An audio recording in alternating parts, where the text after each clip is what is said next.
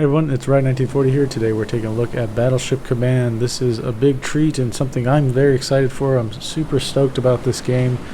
Bracer, who is the solo developer of Battleship Command, is going to do an interview with us, and he's going to answer some questions I've had, some questions that you guys have asked me to ask.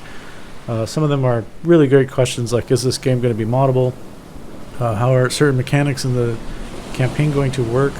I had a question about if Scharnhorst was going to see if we were going to see the upgun version of Scharnhorst, because some of you historians out there may know that Scharnhorst and Gneisenau, they had plans, I think, in the future to upgun them, but it just never came to fruition. So we're going to learn more about those things and then a lot more about the game. I hope you enjoy it. So there'll be B-roll just playing in the background of old B-roll and also brand new B-roll. I think some of that stuff you'll see is pretty exciting. The game is looking to be amazing in its current state, and it's only getting better day by day. So please enjoy.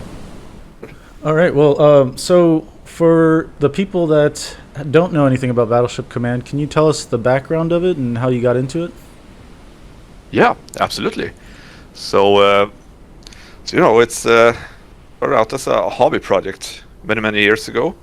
That I actually started to learn programming, and I'm not really sure about the reason why I chose to work on a battleship simulator, but I know at least at that time I played a lot of the Silent Hunter games and other vehicle type simulator games, and I did not know a lot about these surface ships, but I found them very fascinating. When you were playing Silent Hunter and all of a sudden you found the Bismarck or any other of these enormous ships that could just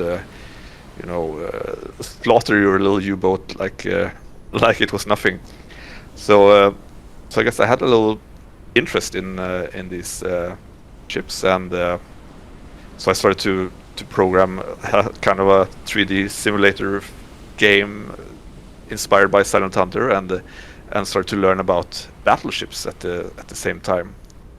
Wow. And yep. So when was this always going to be a game in your mind, or was it some sort of modification to like Silent Hunter? It was just a programming practice hobby project, just something I started to do in the evenings, because I actually did a bit of modding for Silent Hunter and modding for the Arma games, for example, and I really started to get interested in 3D programming and scripting. So actually I did it. I started to program instead of playing games myself. I found it quite as a hobby or as entertainment to sit and code. And it's somehow I got stuck doing this and worked on it quite a lot, and it started to become. I started to develop this idea of a game, and saw that it has some potential to actually become a playable game or an interesting game. So I started to talk about it in the Subsim forums, for example, and I saw that others also was a little bit missing this type of game to actually stand on the bridge of a battleship. So I got more and more involved in it, and learned more and more about the ships, and got better and better in programming, and learned about 3D modeling. And I just grew bigger and bigger, and then at some point I thought that this can become a game actually. So you don't have any like maritime or naval experience? No, I don't That's actually. Very impressive. So I had to learn a lot, So I guess my biggest experience is the Silent Hunter games. Yeah. I actually find the ocean quite scary. I've been on some cruise ship around here, traveling from Norway to Germany, or going by ferries across the Baltic Sea, and I find it quite scary actually. So maybe that's also one of the the triggers to work on this and develop this. That it's quite scary and fascinating, the open ocean. So, what kind of influenced you to put this into a first-person view? Because a lot of Navy games will be centered around the ship or the submarine being the one unit, and it's kind of a third-person view always. Yep. I guess I never really thought about it in any other way. Mainly, probably because all the games that I played, the vehicle simulators that I was interested in, like the IL-2 flight simulators or the Silent Hunter games, they were all first-person games. So I wonder now if I ever really played any third-person games as much. Not really. So I guess I am a first-person kind of game player, and also as you say, many of the games that are about surface vessels, they are usually in a third-person perspective or more top-down strategy kind of game. So I was really missing a first-person type game on a surface ship.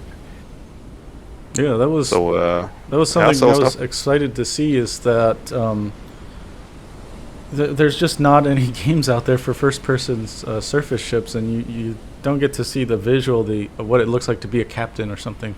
So it's amazing that you're capturing that. That's really missing. I know I played a lot of Destroyer Command. You might hear the influence from that. Yeah. In the name, of course. And I really enjoyed that, because there you could stand in the first person on the bridge, and you could aim the fire directors as well in a first person kind of perspective, and it was really immersive to stand on the deck. Then you really get a feel how big these ships are. Even the destroyers, they feel enormous when you stand on the bridge. Oh yeah, I totally agree. Like, I think that people lose the scale of these ships, and the mass of systems and the amount of people that are actually supposed to be on that ship when you're looking at it from a third-person view, maybe in a real-time strategy game or something. Kind of takes away the magic of a ship.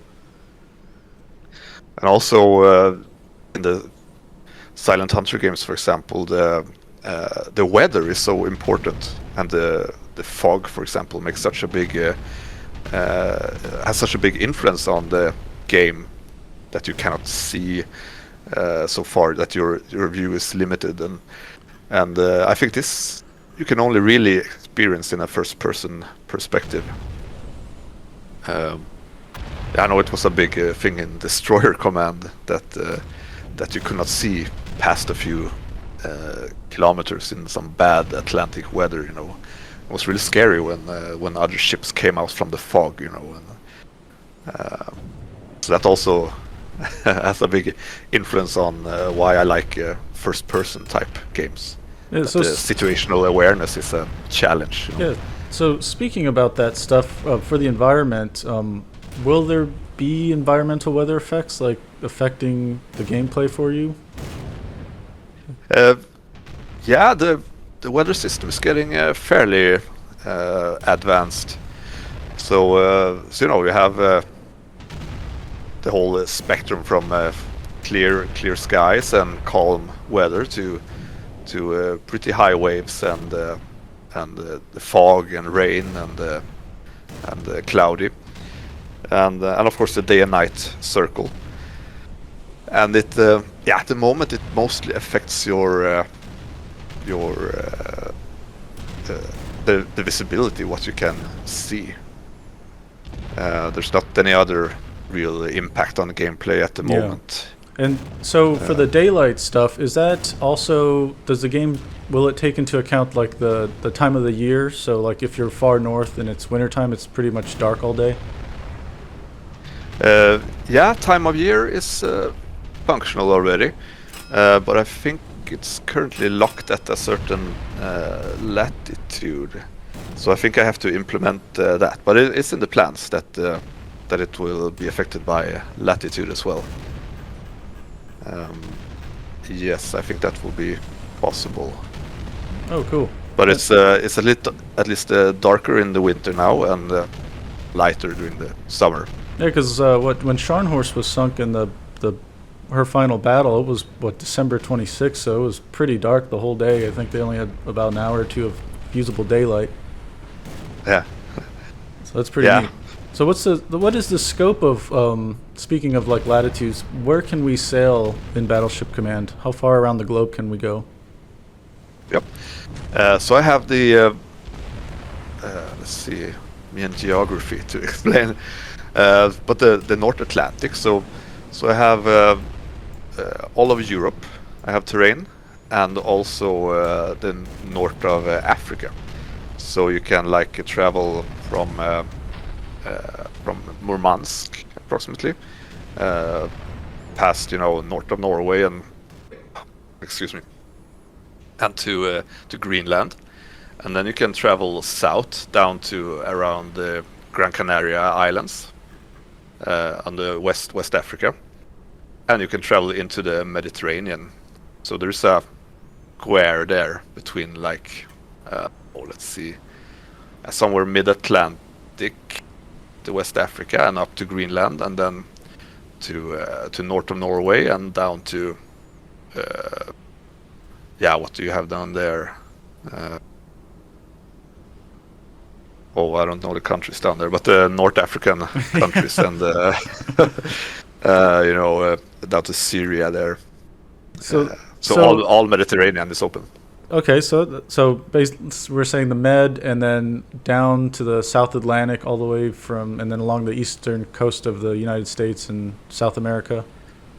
You cannot reach America actually. Oh, okay. No, so it's like from Greenland goes the line, kind of the south tip of Greenland. The line goes straight south, kind of. Well, I imagine you wouldn't want to take these ships that far close to the United States, obviously within air coverage, be a bit dangerous. Yeah, but it would be cool to do the GRAFS-B mission, to travel at the South America. I will see in the future if I can expand the terrain. Would be fun. So how do you envision? I'm assuming there's going to be a campaign mode. Is that correct? And how would that? What does a patrol look like? Do you have to go to a specific grid in the world and just patrol that, and then can you go to a different port to get like fuel or ammo and that kind of stuff? Yeah, so the campaign is still on the drawing board, and it's not something I really have begun, so I don't dare to say too much about that yet. But I would say like that it's the plan is that it should be fairly dynamic and span the whole war, so that you have to be you have to survive, keep your ship maintained, and the how to say that, the geography, the countries will be invaded and you'll get access to other ports, and so you will be able to travel between ports and use different ports as a base. Okay, that sounds good. And I saw in your latest video, I think, where you were showing the dynamic mission generator. I think there was an option that you can basically set everything to fully dynamic and just drive around the world and engage ships as they do their thing. Is that correct? Yeah. So it's one of the foundations for the campaign, kind of, that I'm building. So I'm trying to make this sandbox kind of world where ships are traveling between ports, and that warships have ports that they head out on various patrols from, and there's airports as well, so there will be air search areas.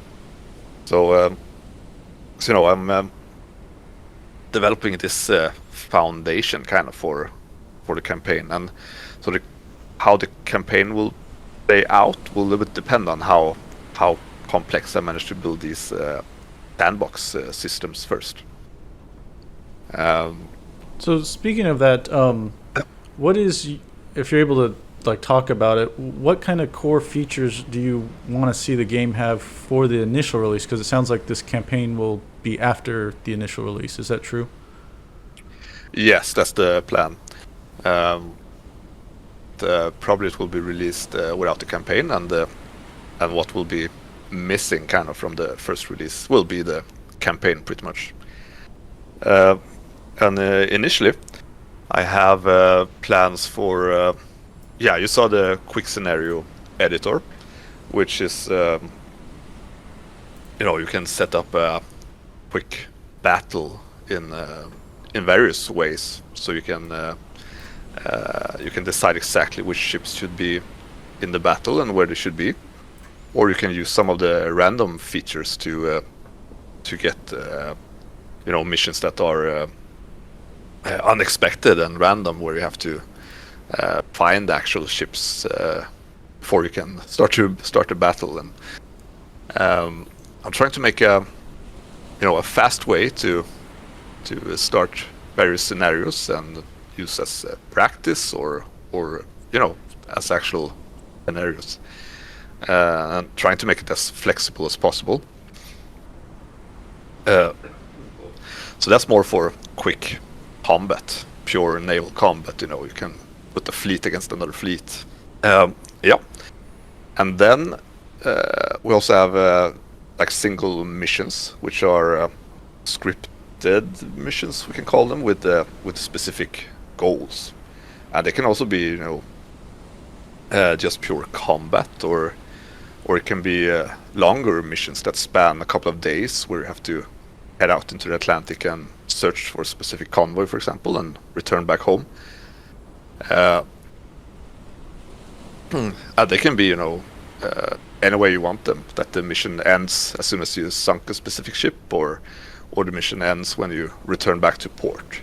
So it sounds like you can have the missions won't just be a specific single, like, multi-hour event. It can span many days if you're told to go find a convoy or something like that. Yeah, absolutely. Oh, that's really cool. And we'll see how advanced I manage to make the mission editor, but hopefully it can be like a specific day of the invasion of Norway, for example, and these kind of scenarios. So do you envision for the editor people being able to share their missions that they've created on, like, the workshop, for instance? Yeah, that's the plan. Oh, that's great. So now I have this quick scenario editor. Those scenarios can be saved as templates or ready scenarios already and be shared. And then the difference with those scripted single missions is that they need a proper mission editor, where you can actually place ships on the main map. In the quick scenario editor, you don't really see the map. You just place ships in your area, if you know what I mean. Around your own ship.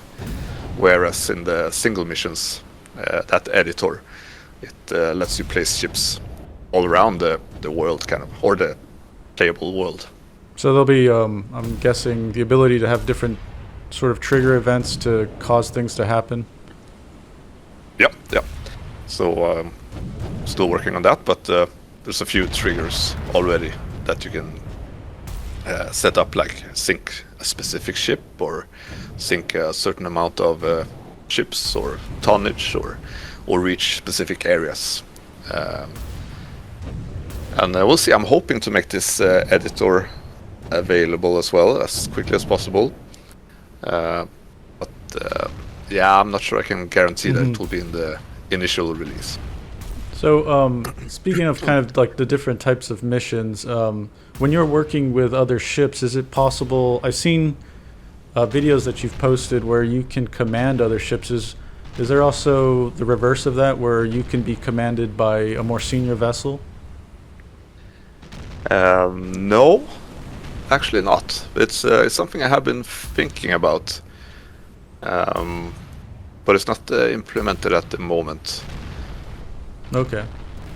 I can imagine that you can have these scripted missions where you will follow another ship, where they are not under your command. Yeah, I would imagine. Yeah, I'd imagine something like you're being tasked to like, escort maybe a larger combatant like Tirpitz or Bismarck or something like that. Yeah, exactly. That will be possible, but I guess I don't have that layer yet where it actually gives you orders or tells you to go somewhere specific in a formation or so. And then for you giving orders, can you task like your destroyer flotilla separately? So you can say, if you're in control of other, say, cruisers, you guys can be a part of a gun line. You can tell your destroyer flotilla separately to go charge the enemy basically and do a torpedo run. Yeah, absolutely.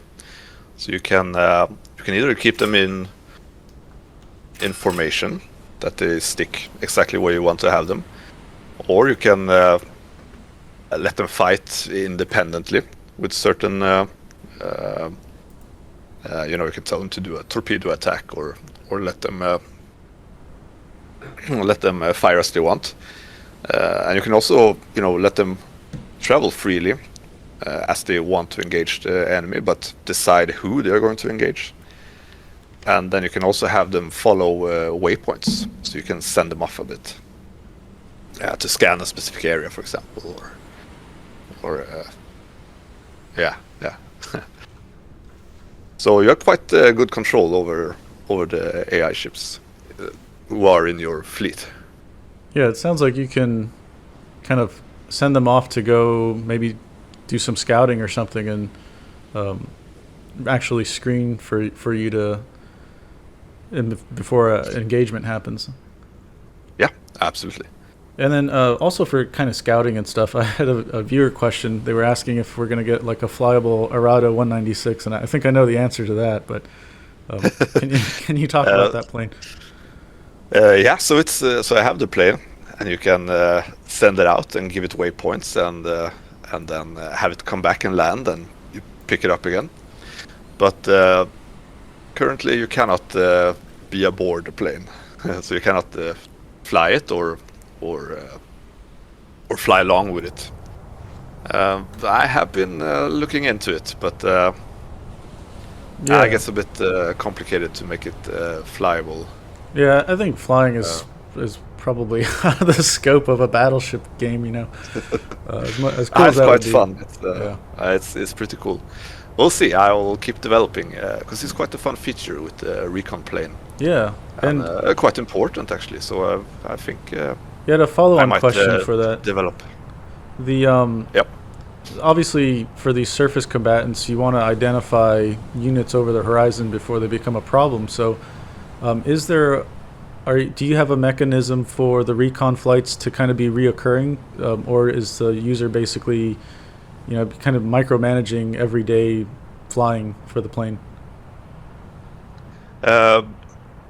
Currently, it's. Currently, we have to put waypoints and really control it, but I'm planning to add, in a way like formation flying, or that it flies at a certain, area or patrols, flies around a specific radius somewhere. So there will be features that makes it a little bit easier, a little bit less micromanagement of the plane. Oh, that's good. Yeah.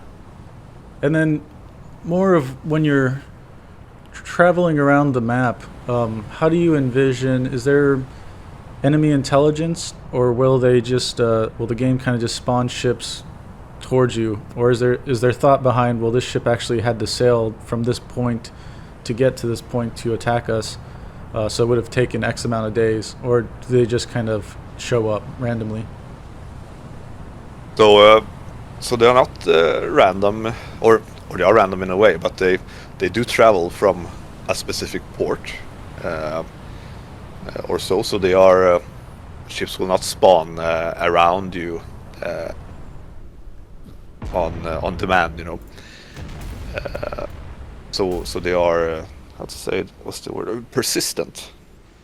So when you use the this sandbox thing that I'm developing, and there's currently no I guess that will be the biggest work of the campaign mode as well.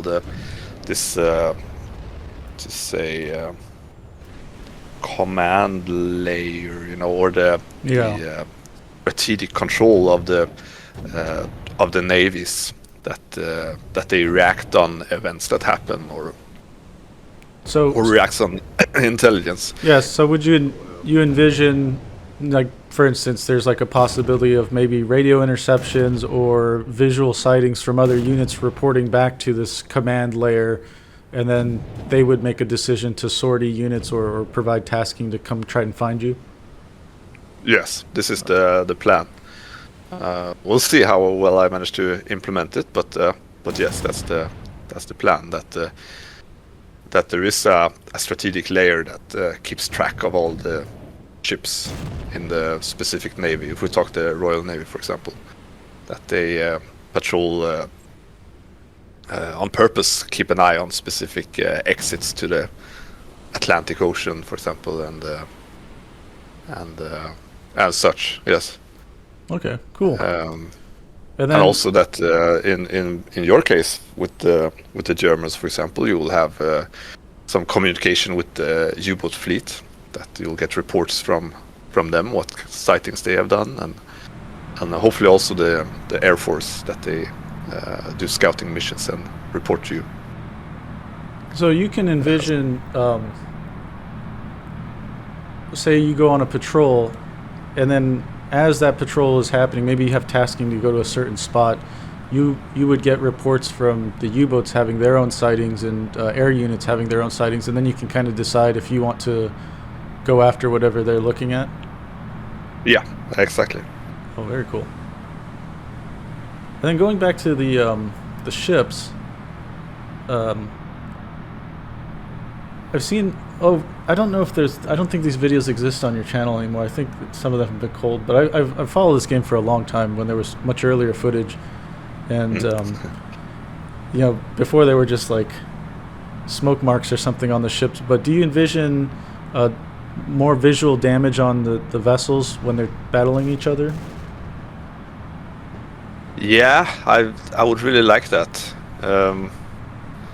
but it's a little bit lacking at the moment. It's currently you see where you've done the hits. There will be marks on the ship, and sometimes there are fires and smoke, but it's not like parts of the ship breaks off or gets visually damaged.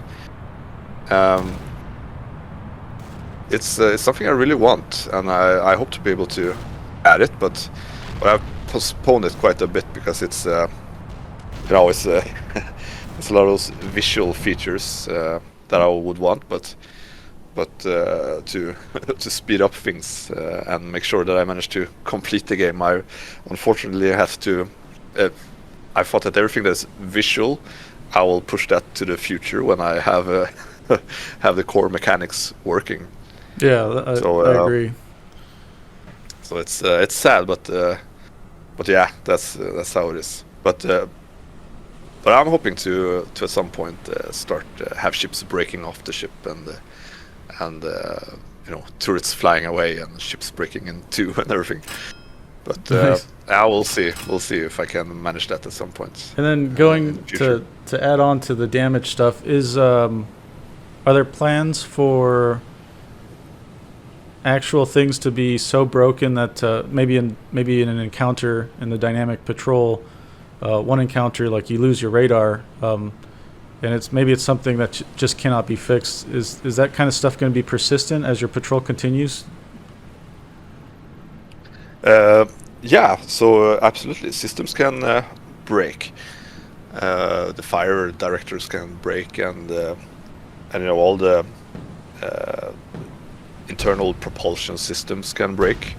The individual boilers or turbines or the magazines are there as well, and can start burning and explode if you're unlucky.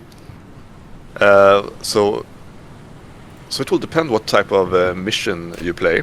In a quick scenario, for example, there it doesn't really matter, maybe, because maybe the mission ends as soon as you sunk the required tonnage. or in the single missions, for example, if they also end when you finish your task out in the ocean. But if you have to return back to base, then it's more important that you might have to lick your wounds and fix the damage to make it back, or you might finish your main task of sinking the convoy, but you cannot make it back home. So then it might be mission over. But then in this, I don't think I told about that when we talked about the different game modes. We have the quick scenario, we have the single missions, but there's also a patrol mode, which is also one of these bases I'm developing for the campaign mode in the future, which is if you know Silent Hunter, it's pretty much a Silent Hunter patrol where you start in a base. You can head out anywhere you want and sink as much tonnage as you can, and then make it back home, and then it's over. And it's also based on this whole sandbox convoy generation system. And here, of course, it plays a much bigger role, the persistent damage, because you head out and you sink a few ships, and then you have to check, okay, how much ammo do I have left, and is it worth keep going and try to sink more ships before heading back, or should I return to base now? And battleships, they're quite special because they're not like U-boats that you can hide, and you probably usually do not get damaged. If you get damaged, then it's almost game over. Yeah, it's done. But battleships, they were. It's a bit like boxing. You can expect to get hit if you end up in a battle. You will almost always take some damage. So you'll have to all the time evaluate this. If is this something I can fix? Can I keep hunting ships with just 2 shafts working, or one of my boiler rooms are flooded and destroyed? Should I keep going, or is it better to return to base? Yeah, I think this, especially with Scharnhorst or those surface raiders, the speed was the most important thing, was to be able to keep speed up to get away from larger threats that can actually destroy you. Yeah. So it's pretty cool that you have to weigh the risks and stuff as damage occurs. So is this patrol thing you're talking about, do you think that's gonna ship with the initial release, or is that also gonna be after the initial release? It will ship with the initial release. Oh, That's very the cool. plan. That'll definitely hold me over for the campaign. Yeah, it's quite fun. Yeah, I think that's. So I love that part of it, because you have to make decisions that really matter, even within each little tactical engagement. Like, can I proceed further, or do I have to go home now? Yeah, exactly. And then of course this will be taken to the extreme in the campaign, that you also have to manage repairs, because in this patrol mode, it ends when you Right. Return home, and that's it. Then you restart next time. But in a campaign, then you have to, then it's totally persistent. Then you need to manage repairs and these kind of things. So, talking more about the damage, how's the damage control handled in the game? Yeah. So the ship is it's fairly complex. I'm quite happy with the systems. It's a lot of tuning and balancing still, and this whole shell versus armor penetration thing. It's it's a jungle to dive into. But the foundation is there, I would say. So the ship has all the 21 watertight sections simulated. So you can get hits in all these sections, and they have specific armor values and so. And then So each of these sections can get flooded, or they can start burning in case the shell managed to penetrate the armor in that section. And then you also have these internal systems, like as I mentioned, the magazines and the propulsion systems, and they get damaged from flooding, or if a shell penetrates and explodes inside, they will get damaged. And I'll say this needs a bit of tuning maybe, but they also get even if a shell does not penetrate the armor. If you hit a section with the boiler room, for example, then it will still take a bit of damage to simulate, pipes that burst from the shock of a shell hitting your armor. And all these systems, of course, affect your the performance of the ship. Like we have the 3 shafts, and if one of the boiler rooms get damaged, you might lose steam to one of the turbines, and it means that one shaft will go spin a little bit slower, and then you'll start to drift to one side. So then you have to compensate, slow down the other shafts or compensate with the rudder. So it's fairly complex. That's honestly that's the first time I'm hearing about that. And that sounds really amazing. That you're not only just modeling things being broken, but the actual effect on the control of the ship is really neat. I don't think I've seen any game do something like that. Now, I know it needs to have a purpose. That's also a thing I've been thinking a lot about over the years. That there's so many systems on these ships, and so many things you would like to simulate, but if they don't have a direct effect and purpose in the game, then there's not really a point to simulate it. Then it can be abstracted away. Yeah, absolutely. I can just draw a quick example. For example, one thing that I've been thinking a lot about, and I know people have asked as well, like in the fire control, when you fire, so wind was affecting the shells, and there was I think in most fire control systems, fire control computers during World War II, they had settings for compensating for wind.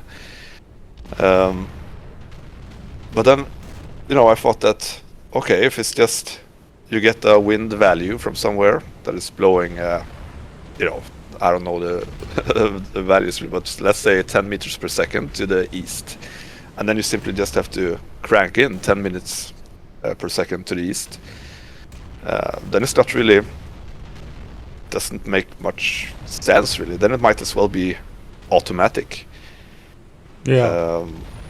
And there's a lot of compromises like this that I've had to do. But these engine systems is one of those that I think that but this is quite here you have some strategic choices to do.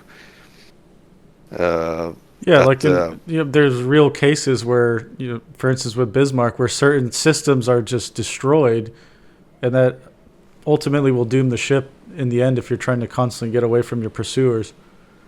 Yeah. So exactly. For modeling this kind of stuff, you don't have any background in marine engineering, right? You just had to research all this to learn about the boilers and the steam pressure and stuff. That's really fascinating. Yeah, no, I knew nothing about this actually. I'm an educated guitar teacher. So before I started to work with programming, I was actually a music teacher. So yeah, no, it's purely very different, a hobby, and stuff that I've learned over time. Is I quite early had an interest in the Second World War and the vehicles, as you can imagine, since I played the Silent Hunter and the IL-2 flight simulators, and so you learned a little bit over time. But when I started to develop this, the Battleship Command, then I had to actually sit and read books about naval propulsion and how steam boilers worked, and it was really fun. I enjoy it. Yeah, I love that you have a system that's actually checking for steam pressure and stuff, and that has a direct relation on how the turbines are operating and ultimately how much power is going to the shaft, to the propeller, to propel the ship forward. And from what I've seen in your videos, it's all connected as it would be connected. Like certain turbines are going to certain shafts, so you run the risk of one turbine going out and affecting a shaft completely. Yeah, yeah. That's so cool. And it's I think it's quite advanced, the systems that I built there. It really but is. It's actually extremely simplified, and that's the worst thing. It's actually simplified a lot. They were so advanced, these machines. It's really fascinating. So, can you walk around the internals of the ship, or to like see these engineering things, or is this mostly you're walking around the exterior and the bridge and that kind of stuff? It's currently just the exteriors, and let's see, 3 bridges are open that you can walk into. So no, unfortunately, you cannot walk down into the ship. That would be an insane amount of modeling. Yeah, I actually did experiments with this in an earlier iteration of the game. So I think it's quite a few years ago, but I actually built parts of the ship that are below the main bridges in the superstructure. But it's quite low quality, so I have to remake everything in that case. But we'll see if I might do it if I get to keep working on the Scharnhorst. Then I might add some more internals. Yeah, it might be cool to have something like an engineering control station where it's just one room that's got all the controls for the various engineering systems and reports for those sort of systems. Yeah, I think so too. It's very time consuming because when I go and build an American ship, then I will definitely do it, because you can visit the American museum ships, and actually see it in color and touch it. It's so annoying that those that I chose to do the German ships, because they're underwater, all of them, so I cannot see them. I've been to the Missouri and to the Iowa, because Iowa's up north from me. I'm down in San Diego, and they're up in the Port of Los Angeles. Missouri I've seen when I was stationed over in Pearl Harbor, because she's parked over there behind the Arizona. And what's amazing about those ships is they have veterans on them from the 80s still that are still around, so you can go down into the boiler room or the main engineering stations, and then they'll just tell you how it all works. And so you can just get firsthand information directly from them, the guys that worked on it. It's amazing. I'm so jealous. I really want to. I'm so sad that I haven't actually been on an actual battleship. I was in many years ago. I was in New York actually, and visited the carrier. Yeah, is there? Sorry, I can't remember the name now. The Intrepid. Yeah, exactly. That was awesome. Oh man, amazing experience. But someday I'm coming back and to check the battleships. It's really a dream. Yeah, there are 2 on the East Coast. There's New Jersey and Wisconsin on the East Coast, so you don't have to fly too far. Well, you still have to go quite a distance, but versus flying all the way out to the West Coast. Someday I'll do it. Have you seen HMS Belfast in London? No, I haven't actually. It's also on the list. She was a part of Scharnhorst's sinking, I think, kind of a critical part, illuminating her.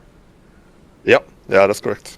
She was there in the North Cape when Scharnhorst got sunk. So it feels quite important to go and visit her. I'll do it someday as well. Yeah. So, in terms of let's imagine Scharnhorst wasn't sunk and you're doing a campaign. Will it be possible that you're going the full extent of the war? Yeah, that's what I envision for the campaign. And then that you can play all the way to 45. Will there be, because obviously Scharnhorst and Gneisenau there was plans for them to get the larger guns. If you're doing the campaign, will that kind of be an option in the future, like when you go in between patrols or something during a period of time to get upgunned? Yeah, that's the plan actually. Oh, that's so cool. I'm thinking to add the the big guns, yeah, that you can swap it out. Ah, that's so neat. We'll see. I haven't done it yet, but it's definitely in the plan. Because in the beginning, I actually did not build a specific version of Scharnhorst or Gneisenau. I actually thought to make it fictional, something in between. And I think it's always a balance act there between historical accuracy and realism, and but I think it will be fairly fictional, the campaign, because it will be very difficult to make it everything play out exactly as it did. You're talking about a hypothetical situation of like, can Germany, go the whole war? Like, what would that look like? All right. And these vessels were all hunted down systematically, Yeah, exactly. So I think that you will be able to play all the way to 1945. You'll not be able to change the course of the war or anything like that. It's not. I don't have those kind of layers, But fictional stuff, like there can be more of the Bismarck class ships, for example. We'll see a bit. But I think it's quite important to be able to build those scenarios, at least fictional scenarios, because it's more a naval simulator than it is a German simulator or Kriegsmarine simulator, if you know what I mean. So I want you to be able to play pure naval battles, naval combat, the stuff that we always dreamt about, to have a whole bunch of Bismarcks fighting against a whole bunch of King George V ships, It is still naval combat that is the essence of the game. But Scharnhorst is very I chose Scharnhorst a lot because of the role she actually played in the game, in the game in the war, that she could travel quite independently and was free to hunt wherever they wanted, and I know it's quite. You have a bit of a difficult decisions to make all the time, whether you should fight or flee. So it's a good ship to simulate in that way, compared to the British ships. They were more in a defensive, not defensive, but how to say? They were kind of reactionary, protective. I think. Yeah, exactly. They did not have as much freedom. Yes. So it might not be as, if we're talking more campaign, then it might be maybe a little bit less interesting gameplay-wise. I forgot my point now. My understanding was that initially this was sort of just like, a project thing that you were working on. When did that shift occur where you're like, oh, I'm actually going to model the Scharnhorst? Did you already have a game in mind in your head, and then settled on the Scharnhorst, or how did that work out? So I think it was very inspired by the Silent Hunter games, that because I like that freedom that you have to travel out into the Atlantic and search wherever you want, and the story of Scharnhorst really ticked those. Check those boxes to give you that freedom. So I think I discovered the Scharnhorst quite early and thought that it would be quite suitable for gameplay. So it was pretty much in the beginning. Yeah, when I did consider Bismarck and these as well, but the Scharnhorst had a long history, and it survived quite a long time in the war, and did quite a big variety of tasks. Yeah, after I was reading about the Scharnhorst just because of this game, and I was like, oh wow! I mean, the engagements that she was a part of, Operation Berlin, and then the Channel Dash, and even before all that, she sunk a carrier, which is amazing. Yeah. Yeah. It's quite a lot of inspiration you can get from her story to build the game. And So so, it felt in a good choice. the channel dash, I think she hit a few mines. Are there going to be mines in the game, like minefields? Yeah, yeah. Oh wow, cool.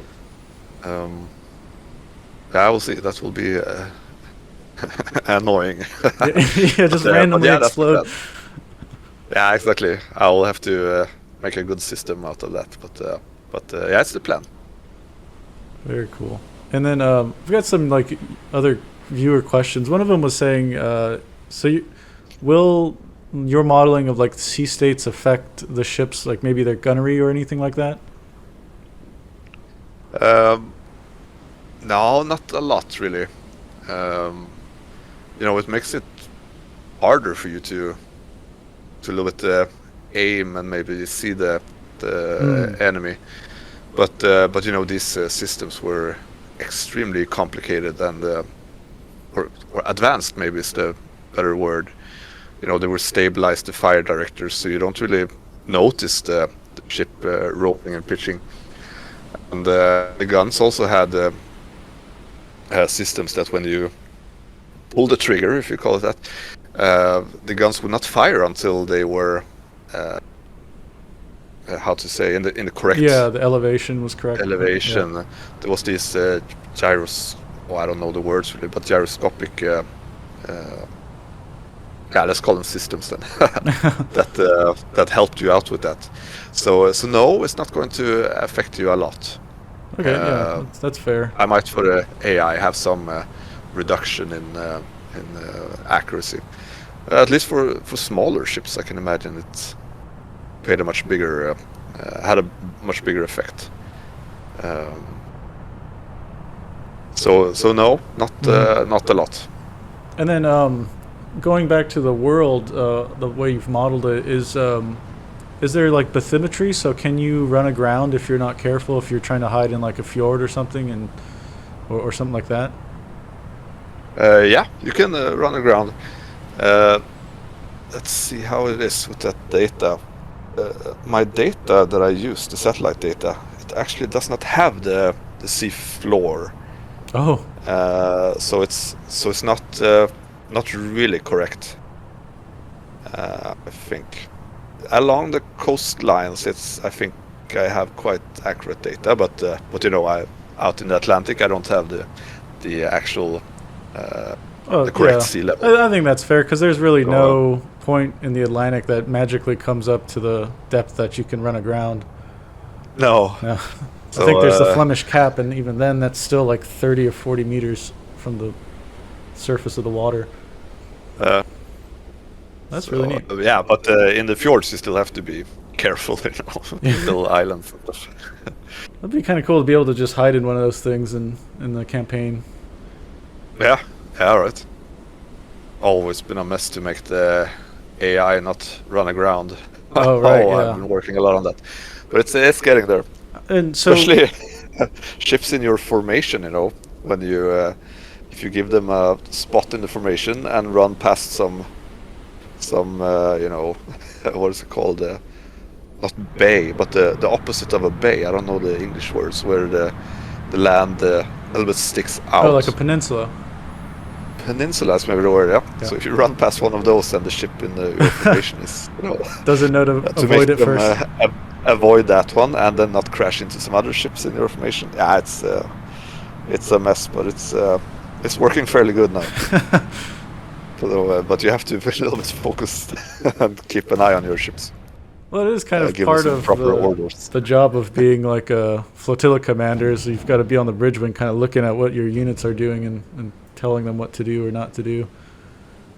Yeah, because they actually did run aground now and then, as I remember. Yeah. Yeah. All right. Well, is the AI driving around? Is that probably one of the harder things to model in the game or keep under control? Yeah, it's a big part of the challenge actually, because there's so many to say like decisions that they could be having to make. So many layers on the on the AI. There's the tactical and the actual ship maneuvers and such. So for example, the whole collision avoidance, even though the ship is in your formation, that's a big part, to make sure that they don't collide. And then the whole combat AI is also very complex, because so let's say you encounter a convoy with different types of escorts. So first of all, the ship has some perception of what they are facing. They need to spot the ships and have a list of targets that they spotted, identify them, and then they have to make priorities what to fire at. Maybe we should not fire at the tanker if there's a whole bunch of destroyers in the convoy. So they need to prioritize, and then the escorts, they need to make decisions whether they should stick with the convoy or if they should charge into torpedo attack or to flee, and all this the AI has to evaluate the strength of the fleet that they encounter, and so it's there's a lot of systems here that needs to be developed and already is working as well. And all the time avoid collisions. That's the most annoying thing. That is very annoying in crash Navy games. Into that tanker. It's like, what are you doing? So it's a lot to deal with there. Wow. But it's getting there. At least ships are fairly slow, so I can give them a lot of time to think. They don't have to make those millisecond decisions as maybe in flight simulators you have to do, or you have to be much faster in reacting. And then so you would be able to, as like a commander, you can set the spacing of the formation, right? Yep. Oh, that's good. So yeah, I think if you put a lot larger spacing, then obviously the risk of collision is lower. Yeah, exactly. And so I've got another user question or viewer question. In the future, will this game, do you see it as being like moddable, where like people can build their own ship and plug it into the game? Yeah, that's the plan. I really like modding, because I've been modding a lot myself, and I really I see a lot of value in that. So I want it to be as moddable as possible, and I will plan to help out modders as much as I possibly can as well. But the big but then is that so this is my first game, and first Unity game, and I haven't really modded a Unity game myself, so I don't really know how it works. So I have to look into it, and it's something I haven't prioritized at the moment. So I really cannot swear yet, but I have a ship importer and these kind of tools that I want to release to make it as easy as possible to make missions and add new ships. I think games get. Yeah, I'll have to. I have to look into it. I'm really inspired by the Sea Power team, for example. That the game is so flexible and moddable, and it's really awesome what they did. I saw there was a TIE Fighter mod and that kind of thing in the game already. It's amazing, So I need to talk a bit with the guys there and learn some stuff. Okay. And then, so well, I wouldn't say officially, but when the project is released and say you're happy with the features that been released with it in the future, like the campaign, do you see yourself producing other vessels for the game? Yeah, absolutely. I've been working on this game so long, it's such a and I really love it a lot. And the dream is to work on it forever, kind of. Yeah. Because there's so many things I want to expand. I want to open up the whole world and be able to play other. I really want to play the Warspite, for example, the Royal Navy, or I want to have American ships. So Italians, I want to play with the Italian battleships, you know, and have a campaign set in the Mediterranean. Oh, that would be so cool. And also, you know, I want to be able to play the other heavy cruisers as well, simulate these kind of ships. You know, I would love to make a new destroyer command as well, to have playable destroyers. Oh man, don't say that. So I have so many ideas and so many things I want to expand the game on. That's like a dream game for me, because I never got to play Destroyer Command, sadly. You know, in the Navy I was on frigate and a destroyer, and Destroyer Command came out before I joined, but at that same time, that was, I think, Silent Hunter 2 came out, because they were able to do PvP against each other. And so back then I was just very into submarines, so I always played Silent Hunter, and at the time I wasn't interested in Destroyer Command, so I just never bought it, and then now you can't play it anymore, so just never could enjoy it. And I'm sure now if I played it, I would really love it. It's pretty cool, actually. Hang on a second, now I lost my... Oh yeah, the topic. Exactly. So, about expanding the game. So I have a lot of ideas, you know. But we'll see how it turns out, you know. We'll see if people enjoy the game and what people enjoy about the game. Because I want to add all these things. I will not be able to add all these things in my lifetime probably. But so my plan is to wait and see what people like about the game. Maybe people want an American battleship and that's it, and then I will go for that, because I also want an American battleship, no doubt. Or people discover the Scharnhorst, you know, and discover the ship and say that no, but we want much more advanced damage control, or we want to actually be able to reload the turrets ourselves, you know, go in and carry shells or whatever. So you know, and it's also something I want to add. So you know, I'm open for all these things to expand and add detail to the simulator. But I'll wait and see what people like about the game. Yeah, because you've kind of been developing this sort of in your bubble, right? Because you're the solo dev, so it'd be interesting to actually see what people really respond to when the game comes out. Yeah, exactly. It's tricky because it's you know, as we said, it's quite a... It's hard to say it's a new concept. You know, there was old games like the Great Naval Battles, and games like this where you actually stood on a battleship. And as we said, there's Destroyer Command, and there's Destroyer U-Boat Hunter, and the Silent Hunter games. They're quite similar concepts, but most of them has a different approach to combat. Maybe, you know, as we said, Silent Hunter, you can hide and sneak around, and you might not get damaged at all.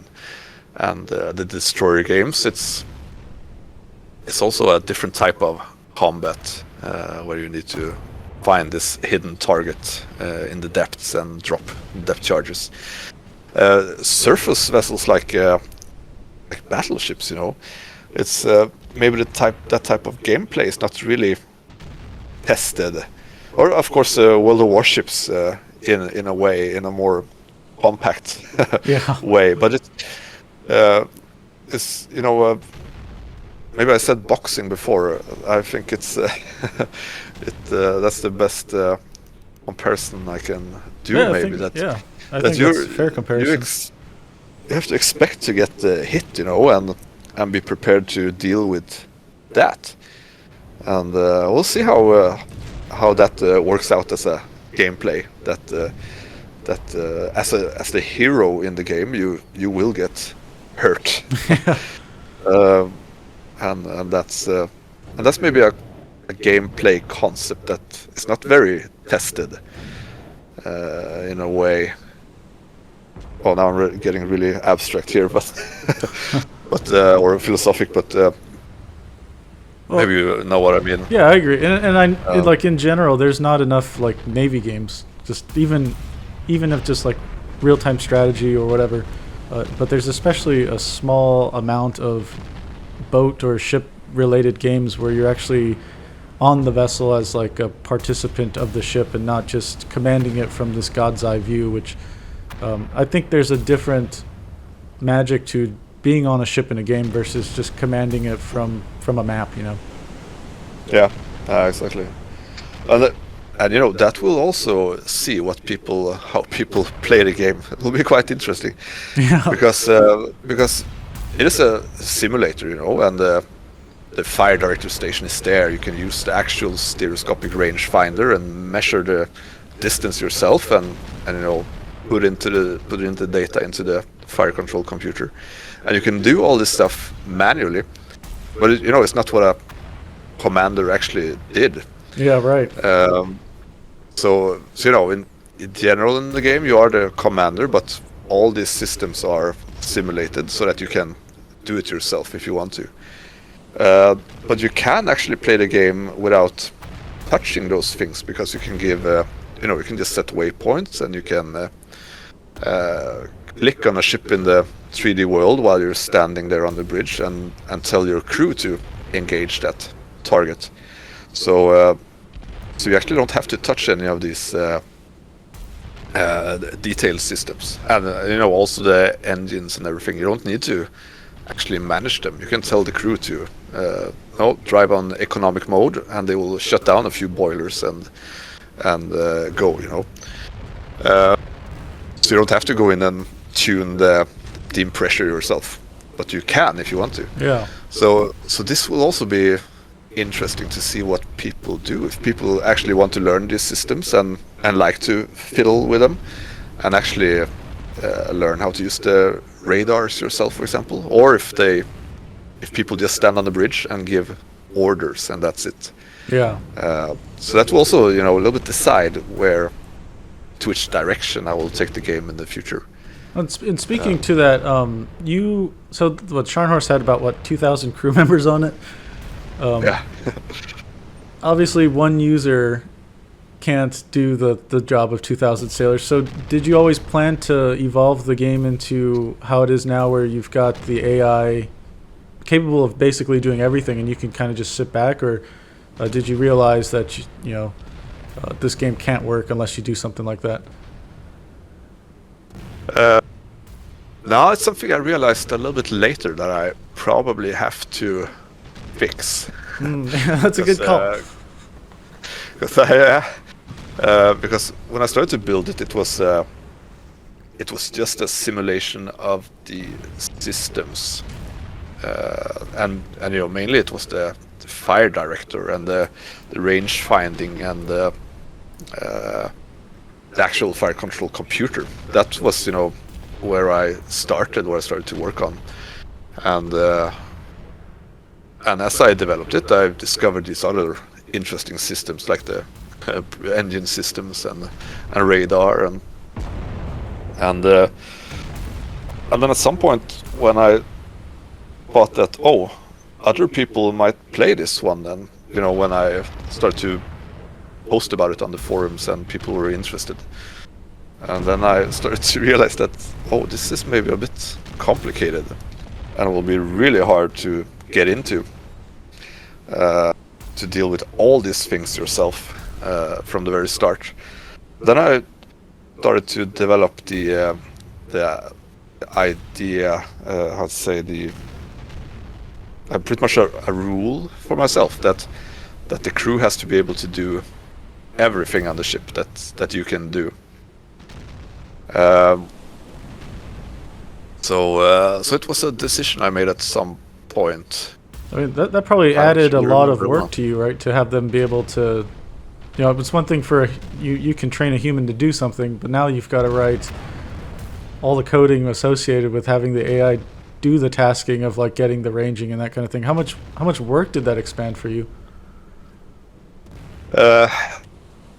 Yeah, it was difficult. Yeah.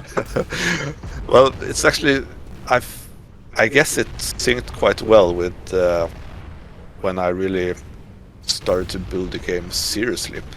Because in the beginning, I did not build it in any game engine.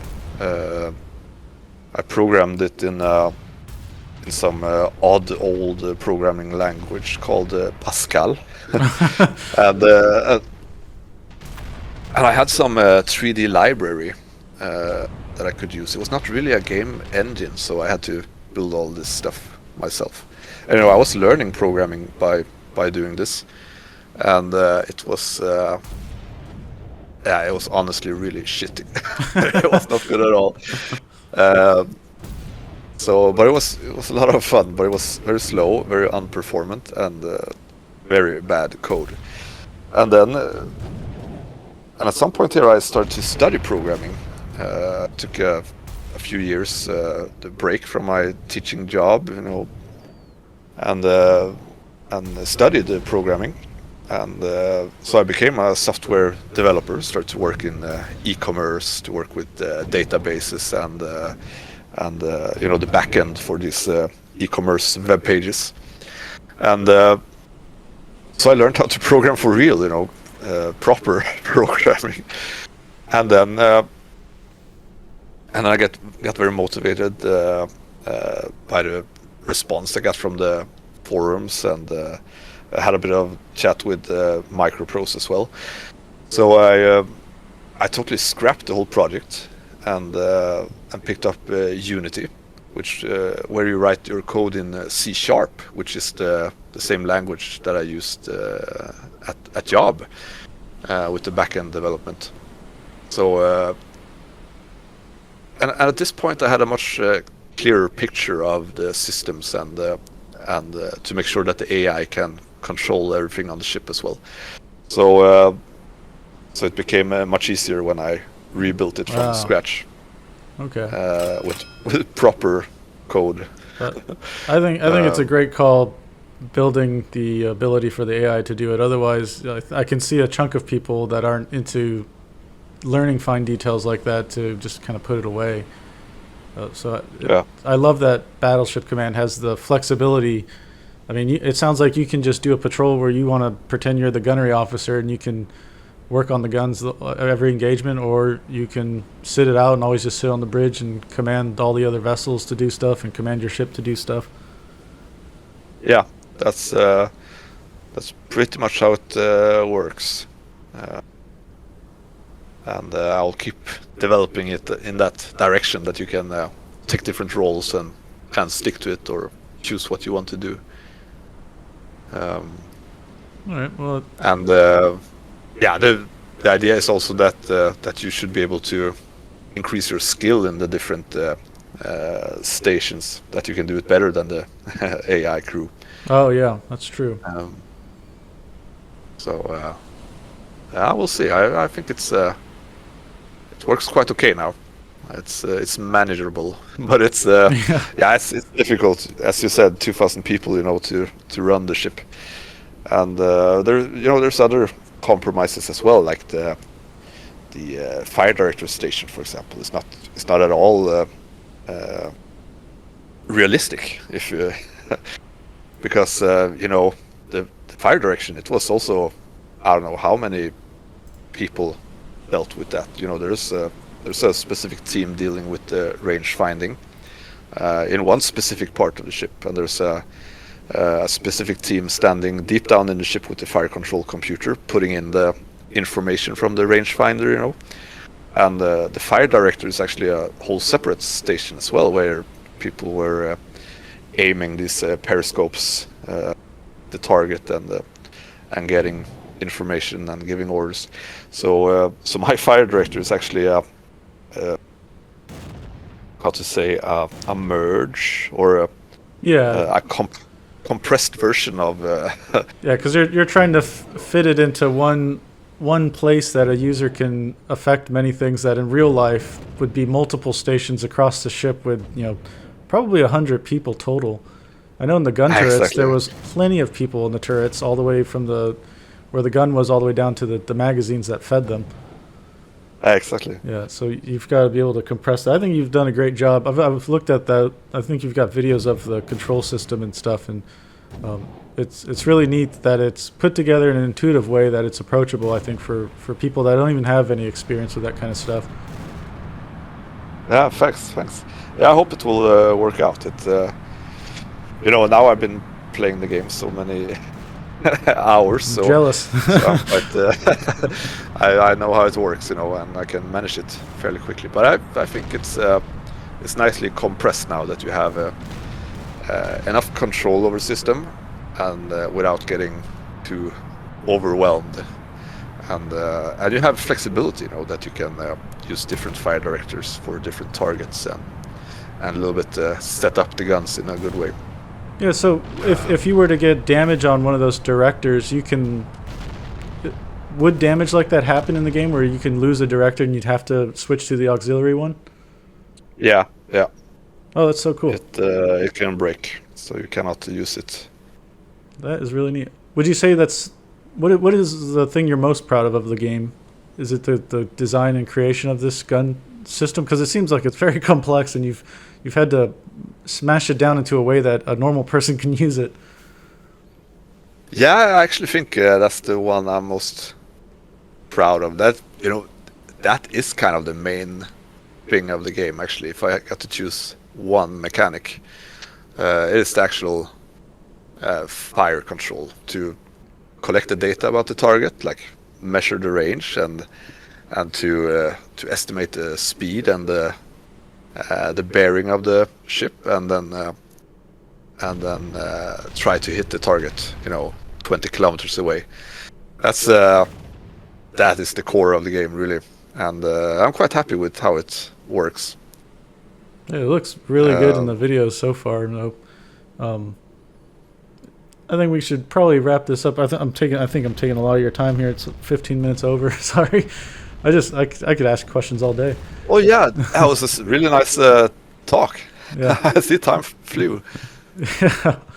So is there anything you want to say to the people that are thinking about this game, or when can we actually? You probably can't answer this, but I'm going to ask anyways. When should we expect this? This is coming out this year, correct? Yeah, this year is correct. But more than that, I unfortunately cannot say yet. Understandable. It's getting close, but it's best to wait until I'm totally sure.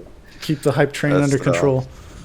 And there's still a few tasks, that are very hard to estimate how long time it takes. Yeah, so I'll definitely put the people that are watching. I'll put in the description a link to your YouTube channel, because you post videos of the work that's happening periodically, and then link to your Discord, because that's where you post pretty much like screenshots almost daily, I think, or every few days, of what you're working on.